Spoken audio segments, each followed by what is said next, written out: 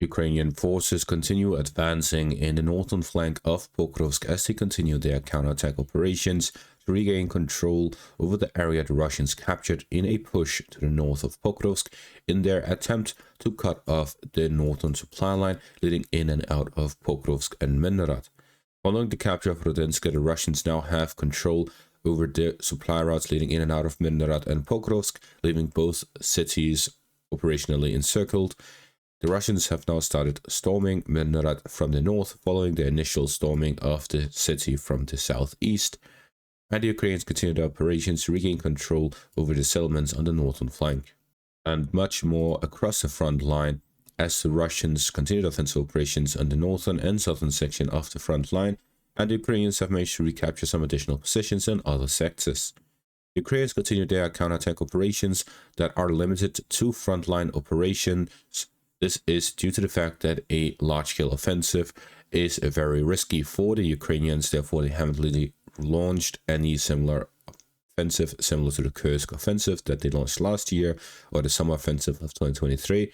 because they simply cannot afford to do so as it stands right now, is that they are limiting their offensive capabilities to localized counterattacks such as the area north of Pokrovsk, near the Vovcha River line east of Pokrovsk, and in the southern flank in the Zaporizhzhia region, as well as in the Sumy region.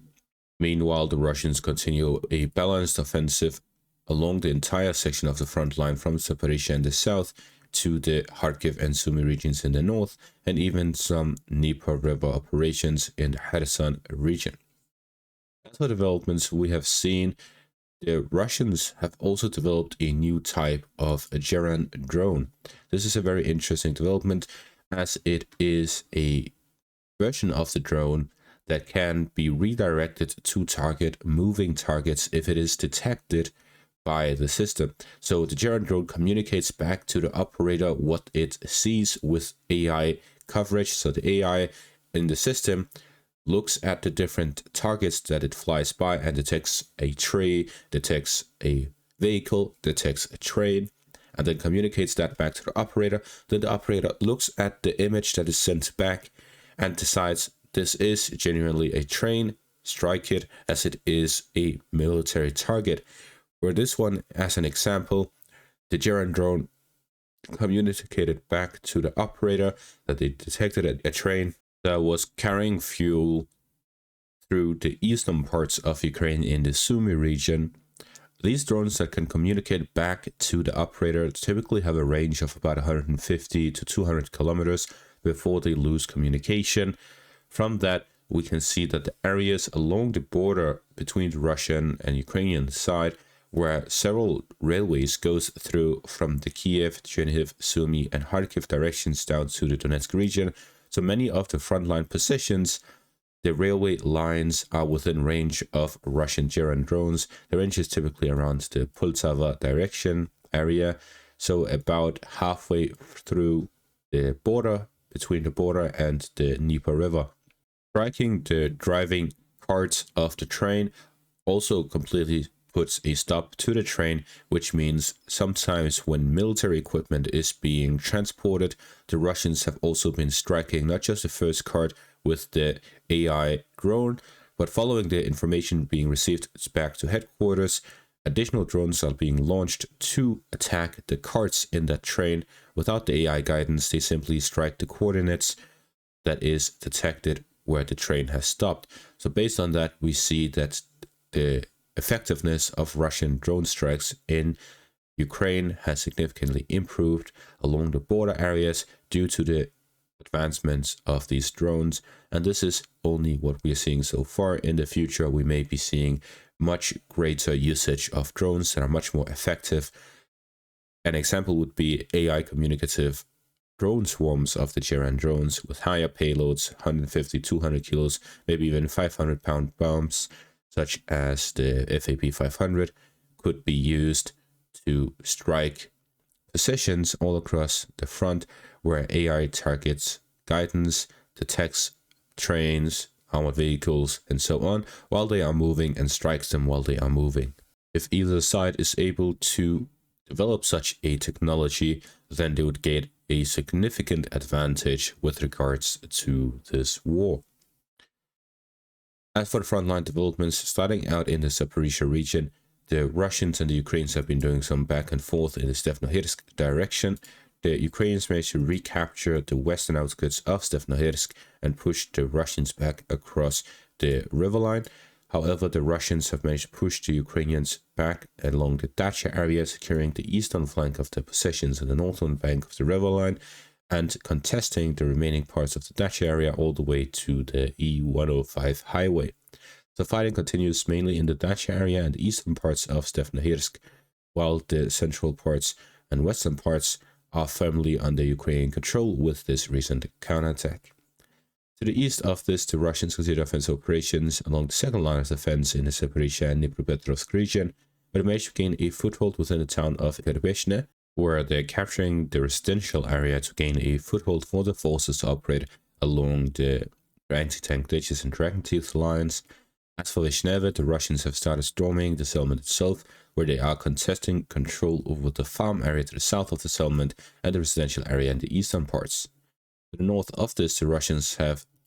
gone through and reached the town of Novoalexandrivka, where fighting is taking place over the outskirts of the settlement and along the fortified positions to the south of it. The Russians are here continuing their development of offensive operations along the second line of defense, not just along the fortifications themselves, but also to the north of it as they continue offensive operations to gain full control over the area all the way to the highway, which would allow them to cut off one of the main supply routes to Huliaipole and strengthen the offensive operations along the first line of defense. To the northeast of this, the Ukrainians managed to recapture Alexandrorad, where they continue offensive operations along the Vovcha river line, where they're looking to regain control over the settlements on the northern flank of the second line of defense, the objective being to regain control over the fortifications overlooking the second line of defense and start storming the second line of defense from its weak point, similar to what the Russians have been doing alongside it. The Ukrainian recapture of Alexandrorad is a part of a wider counterattack by the Ukrainian forces along the Vovcha river line, where they managed to regain some positions to the north of Sechneve, parts of Sosnivka and Novoselivka, and push towards Sechneve. However, the Russians have been actively counterattacking the Ukrainian operations, where they're looking to hold their positions and regain control of them. Fighting continues within the outskirts of Sechneve and the fortified positions. They managed to recapture the northern parts of Novoselivka, and now fighting is centered around Alexandrorad, Sosnivka, and Sechneve. To the northeast of this, the Russians continued offensive operations on the northern flank of Mindarad, where following the capture of the industrial area on the eastern flank, they continued offensive operations towards the city itself from the eastern flank. They managed to gain control over the anti-tank ditches and dragon teeth lines on the eastern flank, and to gain control over the forest patch areas just outside the city.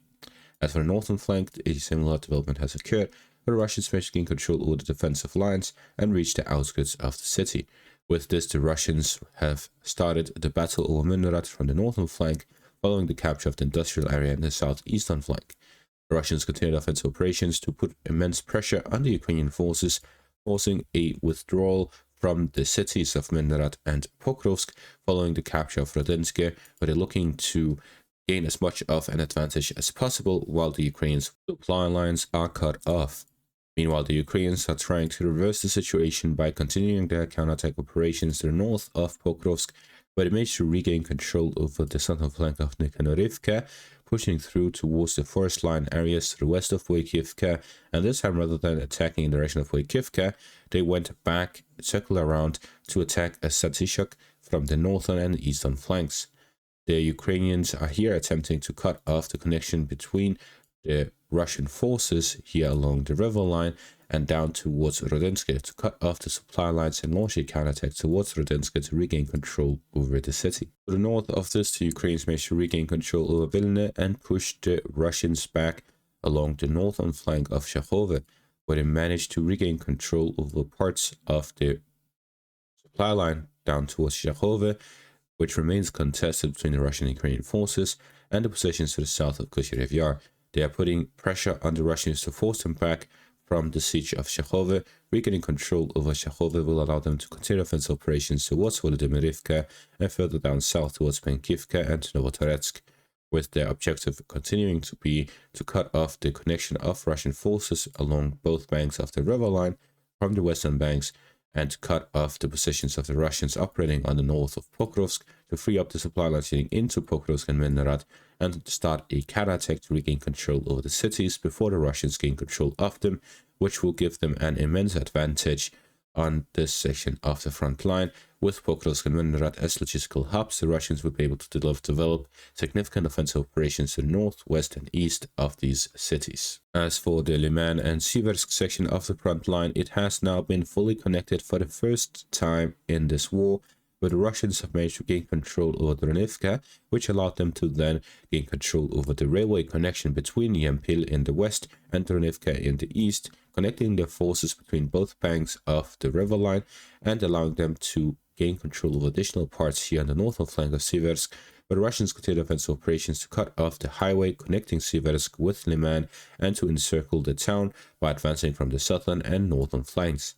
With these advances by the Russians continued offensive operations alongside the northern flank of Siversk, where they already have control over the defensive line overlooking the settlement. The Ukrainians have positions on the southern banks of the Bakhmutovka River, where they're using the river line as a defensive line, and the fortifications south of Dronivka, which still prevents any Russian breakthrough in the area. But at the same time, the Russians are able to slowly advance through the northern flank of Siversk, where they're slowly developing the offensive operations to cut off the supplies of the Ukrainians in the area.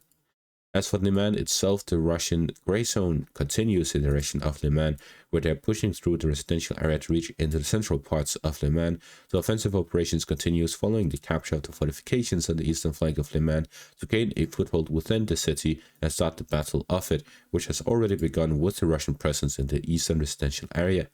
The Russians continue offensive operations to gain full control over Lyman, with the operational encirclement of Lyman by bombing the bridges across the Siversk river line and the northwestern supply route being within fire control of Russian forces. The supplies has been limited in the direction of Lyman. If the Russians are able to push through, gain a foothold within the city and start storming it, then it is only a matter of time before they gain control of it. To the north of this, a very interesting development has taken place. The Russians were geolocated in the eastern parts of Kurylivka, where they were geolocated to be raising the flag.